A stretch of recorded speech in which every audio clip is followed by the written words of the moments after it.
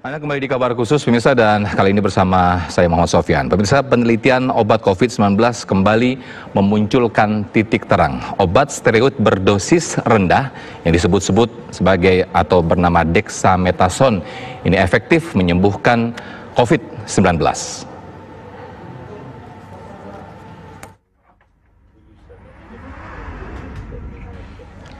Dexamethasone seketika menjadi pemberitaan utama di berbagai media setelah tim ilmuwan di Inggris menyebut obat steroid berdosis rendah tersebut mampu menyelamatkan nyawa pasien COVID-19 yang memiliki gejala parah.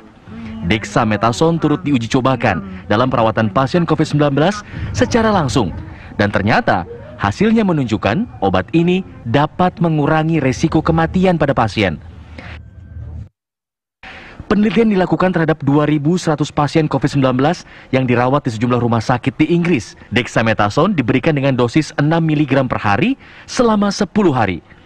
Regimen obat yang diberikan selama 10 hari terbukti dapat mengurangi resiko 1/3 atau sekitar 35% resiko kematian pada pasien dengan bantuan ventilator. Sementara pada pasien dengan bantuan oksigen, resiko kematian menurun hingga 1/5 atau sekitar 20%. Namun bagi pasien dengan gejala ringan, para ilmuwan tidak melihat manfaat pemberian obat tersebut.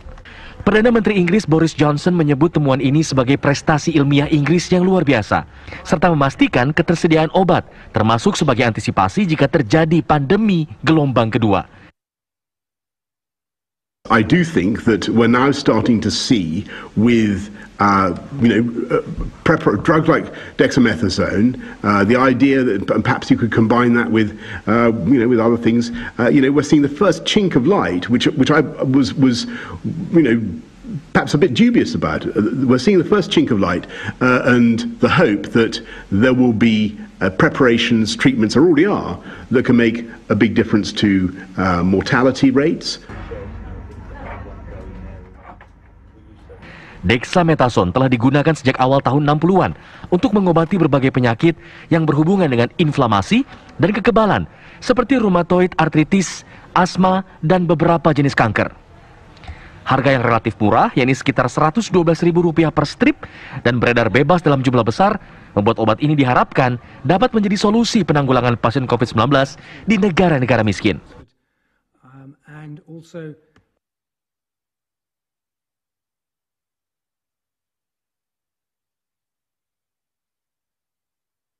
Nah, untuk lebih lanjutnya membahas obat dexamethasone ini kita sudah terhubung dengan Dr. Erlina Burhan, dokter spesialis paru. Assalamualaikum, selamat siang dokter. Selamat siang. Ya, dokter, ini bagaimana tanggapan Anda mengenai hasil riset dari Inggris ini tentang obat dexamethasone? Iya, jadi hasil ini kan hasil sementara ya, belum resmi dipublikasi. Kita juga ingin mengetahuinya secara lengkap. Tetapi memang dexamethasone ini adalah steroid ya, obat steroid. Yeah. Dexamethasone itu bagian dari steroid. Ini cara kerjanya adalah antiinflamasi, anti peradangan, dan kita tahu bahwa COVID-19 itu terjadi peradangan yang sangat hebat. Ya. Jadi apalagi kalau pasien-pasien yang diteliti itu kan yang kritis ya, yang dalam ventilator. Katanya dari penelitian itu mendapatkan 1/3 dari pasien itu tertolong, artinya bisa mengurangi angka kematian 1/3 seperti yang biasa. Ya. Jadi ini memang suatu hasil yang menjanjikan, tapi kita harus baca lengkapnya ya, dan saya kira ini bisa diterangkan dengan itu tadi bahwa dexamethasone ini adalah golongan steroid yang cara kerjanya mengatasi inflamasi atau peradangan. Iya, dokter, ini kalau dibilang obat ini hingga mengatasi pada kondisi pasien yang bergejala parah hingga menyelamatkan nyawa, tapi dosisnya rendah dokter ya. Apa bedanya dengan chloroquine yang sempat diramaikan pada waktu itu?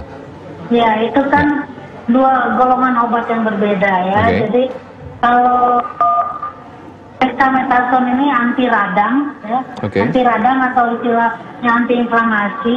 Dan kenapa diberikan dalam dosis rendah? Karena kalau diberikan dalam dosis tinggi ini ada efek sampingnya. Bisa terjadi perdarahan lambung, dan kalau diberikan dalam waktu lama juga bisa bahkan menurunkan sistem imun. Jadi memang dianjurkan pemberiannya dalam dosis rendah saja. Ini sama halnya dengan dulu pada saat ada pandemi atau ada wabah flu burung.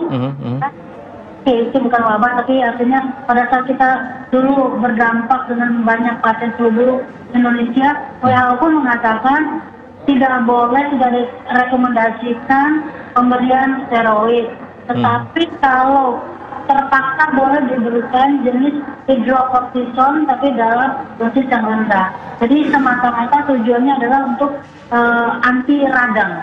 Oke, artinya sama halnya seperti kloroquine yang tidak bisa digunakan ke semua pasien positif COVID-19 begitu, Dok ya? Iya, jadi semua obat itu kan, jadi saya ingin menyampaikan bahwa hingga saat ini belum ada satu obat pun yang spesifik untuk COVID ini. Ya. Jadi obat-obat yang lain itu hanya lebih mengatasi, termasuk pemberian antiviral yang apakah itu Apigan, Remdesivir, kloroquine atau sekarang steroid itu sebetulnya adalah obat-obat untuk penyakit yang lain, tapi karena belum ada obat untuk COVID maka dicobakan ini dan ternyata pada kondisi tertentu bermanfaat. Contohnya dexamethasone tadi hanya untuk pasien yang berat dan kritis yang dalam alat bantu nafas atau ventilator atau pasien-pasien yang mendapatkan oksigen, suplementasi oksigen. Tetapi tidak bermanfaat untuk pasien-pasien yang ringan, gitu kan? Jadi memang tidak bisa disamaratakan, hanya kondisi-kondisi tertentu. Oke, kalau dibandingkan dengan kloroquine yang sebetulnya awalnya dulu digunakan untuk obat malaria begitu, Dok ya? Iya, betul. Apakah ini dexamethasone juga sebelumnya digunakan dengan untuk penyakit lain, dan untuk di Indonesia sendiri apakah sudah digunakan, Dok? Oh, kalau untuk penyakit lain kita sering memakai dexamethasone. Contohnya untuk saya dokter paru kami memakainya untuk pasien-pasien saat serangan asma. Karena serangan asma itu kan terjadi inflamasi ya, dan kita memakai antiinflamasi atau anti radangnya adalah steroid untuk saat pasien dalam serangan. Ya ini jadi dexamethasone yang dipakai di Inggris itu adalah obat yang banyak beredar dan biasa kita pakai untuk keperluan anti radang lainnya. Ya. Ini sudah bukan obat baru.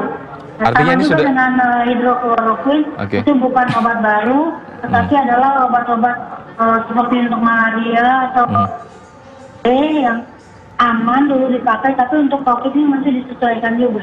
Artinya ini sudah digunakan di Indonesia dan juga kalaupun diperjualbelikan harganya berapa, Dok? Dexamethasone itu murah sekali harganya ya.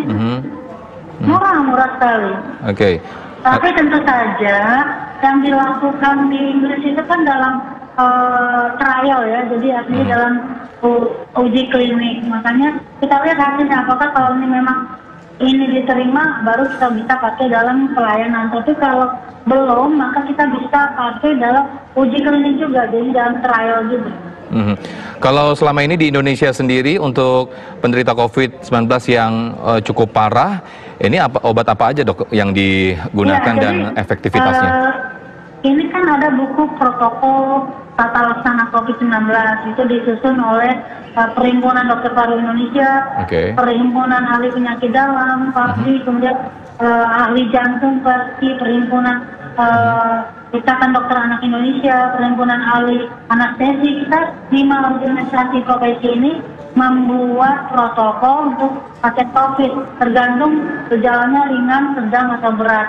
Dan regimen obat itu adalah kombinasi sesuai dengan ketersediaan, mulai dari azithromycin atau levofloxacin, kemudian ada obat keduanya adalah hidrokloroquine atau kloroquine fosfat, kemudian ditambah lagi dengan antivirus. Silakan apa yang tersedia, apakah ada asaltamivir, apakah ada Apigan, apakah ada Aluvia, apakah ada Remdesivir, ini boleh dipilih ya. Dan kemudian juga diberikan vitamin. Jadi memang untuk COVID ini kita berikan obat kombinasi. Dan kombinasinya ada pilihannya tergantung ketersediaan yang ada di fasilitas masing-masing. Iya, dokter, Dan efektif. kalau ada wacana steroid ini atau Ya. dexamethasone, kita juga organisasi profesi akan melakukan kajian berdasarkan penelitian-penelitian yang ada, termasuk penelitian recovery ini nanti akan kita pelajari. Kalau seandainya memang kita yakin ini bermanfaat, kenapa tidak? Kita bisa adaptasi juga untuk pasien-pasien Indonesia. Baik, ini nanti seberapa efektif dok ketika dexamethasone ini sudah cukup memberikan efektivitas bagi penyembuhan pasien COVID-19, apakah nanti akan merubah metode penyembuhan itu sendiri dok di Indonesia? Ya, kita akan kita berencana untuk mengkajinya, dan kalaupun ini dipakai, ini akan menjadi pilihan. Tidak semua pasien akan mendapatkan dexamethasone. Sesuai dengan penelitian itu kan hanya pasien yang berat yang membutuhkan ventilator mekanik atau pasien-pasien berat yang membutuhkan suplementasi oksigen, bukan pasien-pasien yang tidak membutuhkan oksigen. Dan hasilnya pun bahwa untuk yang berat itu tadi bisa mengurangi kematian sebanyak sepertiganya untuk yang pakai alat bantu nafas, dan seperlima pada pasien yang hanya memakai oksigen biasa. Begitu. Ya dok, untuk di Rumah Sakit Persahabatan sendiri kondisi terakhir bagaimana dok? Lalu bagaimana pengobatan di Rumah Sakit Persahabatan sendiri untuk pasien COVID-19? Ya, di Rumah Sakit Persahabatan pengobatan yang kita berikan adalah sesuai dengan dan kita tadi pagi mulai kemarin baru saja rapat untuk akan mengkaji apakah kita akan ikut menambahkan oksigen dexamethasone ini. Saya kira sih kita lebih banyak cenderung untuk akan mencobanya. Jadi kita sepakat, tapi nanti kita akan rapat lagi. Ya, selain metode ini tingkat kematian COVID-19 apakah sudah bisa ditekan dok? Apakah ada metode lain selain dexamethasone? Ya, kalau menurut saya sebetulnya kita jangan dihilir ya. Kalau kita bicara dihilir ini kan kita bicara pasien yang berat. Kita lebih baik ke hulu. Oke. Ke hulunya adalah pencegahan atau deteksi dini. Kenapa saya katakan deteksi dini? Karena dengan deteksi dini kita akan lebih dapat menangkap pasien-pasien yang ringan, sehingga tidak perlu sampai mendapatkan macam-macam obat tadi, cukup obat-obat standar biasa. Jadi ya, kita jangan menghabiskan energi untuk dihilir. Kita harus lebih ke hulu, pencegahan, pakai masker, cuci tangan, jaga jarak, ya. Dan tracing itu penting. Tracing apa gunanya? Untuk mencari kasus-kasus secepat mungkin, sesegera mungkin, sehingga didapatkan kasus-kasus yang ringan. Baik, Dr. Erlina Burhan, terima kasih atas waktunya. Mudah-mudahan kita berharap semua agar kita semakin bisa menekan dan memutus bahkan tali penularan di COVID-19. Terima kasih, selamat sore. Assalamualaikum.